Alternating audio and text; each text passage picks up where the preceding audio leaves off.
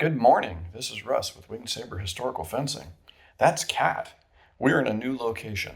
This new location has not quite as good light, but as you can see, it has a mirror, which means you get an extra view. So we're going to play with this and see how it works.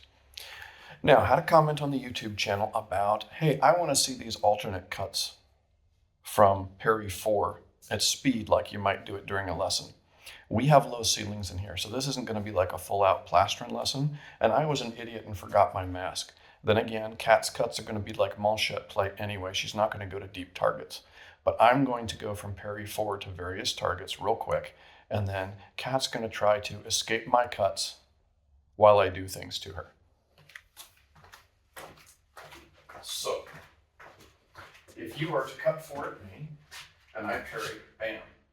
Now, my parry wasn't as good, but then again, Kat's out of alignment too, because it's first thing in the morning and neither of us have had coffee. So from here, I have a direct cut, pop. Every other cut is going to be a circular cut or a cut by moulinet. Now, Kat has an imperative here. She's been parried. She needs to get back into guard or some equivalent to it, because the last thing she wants is for me to start enabling hug technology here. Kat prefers to use anti-hug technology because she's here to fence, not to wrestle. Okay? So if I parry her in 4 and I come around for the direct cut, she's going to try to escape that. And you'll see at speed, she absolutely can't. Why don't you put your glove on anyway, just to be sure. The boffers are a little tighter on the false edge, and Kat being an artist, we're just going to take a little extra layer. As sort of ridiculous as this feels with a boffer, but okay, step back slightly. Come in, give me a count 4. Go ahead and try to escape and get me.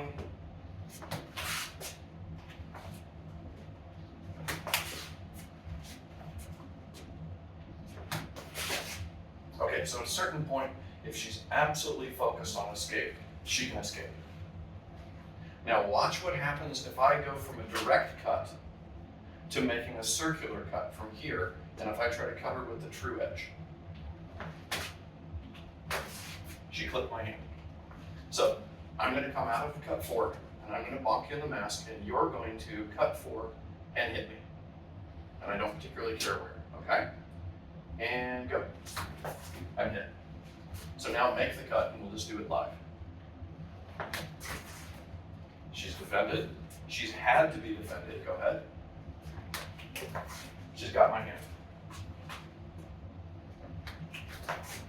She's well defended, and I'm about to get stabbed in the face. So, what am I doing here? I'm aggressing in. Great. She has her back to a wall. Equally great. So I'm going to step a little bit over here. And now Kat can come away and easily stop hitting me because she actually has space to give up. So cut 4. I'm hit. Go ahead and come in and play at speed. Now that she is not suffering red shifting due to space, she easily makes that hit. Now, it makes sense that you would go, wait a minute, why wouldn't that work? Well, the answer is, after having been parried, as soon as I start moving my blade away from the bind, go ahead and move away from the bind. Now Kat has a direct cut. While I'm busy making a circular cut, her tempo beats my tempo. If her footwork game is on par with my footwork game, and her alignment game is on par with my alignment game, she's opposing a circular cut with a direct cut. Guess what all of modern fencing has established? Direct cut wins under those circumstances when everything else is equal. Comment section. Yes, I know. That's why I'm saying. Constant gravity in a vacuum. Laws of physics aren't changing when everything else is actually equal. Are they always equal? No. Kat has the same reach I do in spite of her more compact frame. If I had way more reach or way less reach, this could also change it slightly. But when I go looking for alternate cuts from here, if I want something that's quick and safe, it has to be something that's direct. Now, if I have someone who's flailing around, or say throwing a cut 4 high, throw cut 4 high. If I'm here, can I now throw a direct cut with the true edge? Yes, it's the same cut. Can I immediately convert to a thrust? Yeah, well, I can do that regardless, just come back to guard, right? That's why the false edge cut and return to guard are the go-to movements from this position. This is because of alignment. If I'm in second,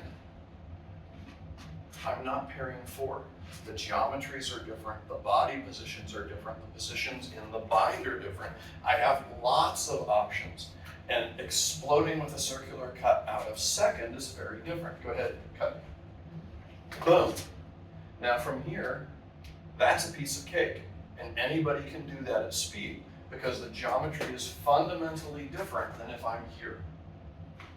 So I'll give you some space to play with. If I take this in second and I explode, cat has to go immediately on the defensive because the arc is different. If she's on her game, she can still stop it.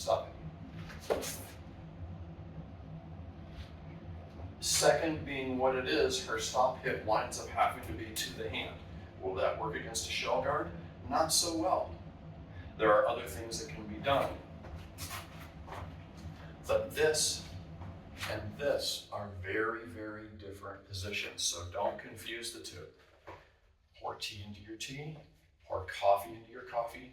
Don't pour tea and coffee into the same mug. It's a gross drink that no one wants to drink. Have fun and go do the thing. We've got more videos and content coming, so if you liked what you saw and it was useful for you, please stab the like button, /subscribe, and punch the little bell icon so that you're notified immediately when new content comes available.